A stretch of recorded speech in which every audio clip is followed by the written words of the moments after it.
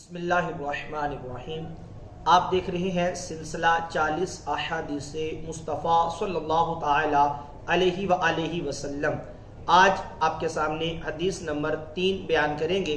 سید عالم نور مجسم شفیع معظم صلی اللہ تعالی علیہ وآلہ وسلم کا فرمان علی شان ہے: من صلی علیہ فی یوم 1000 مرۃ لم یمت حتی یری مقعدہ فی الجنہ۔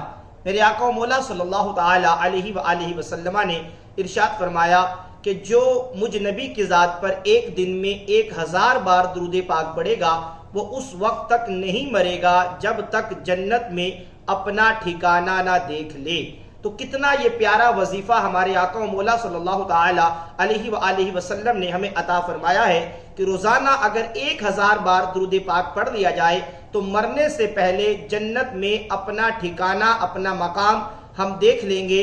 میں بھی نیت کرتا ہوں، آپ بھی نیت کریں کہ روزانہ کم از کم 1000 مرتبہ اپنے آقا و مولا صلی اللہ تعالی علیہ وآلہ وسلم کی ذات بابرکت پر درود و سلام پڑھیں گے۔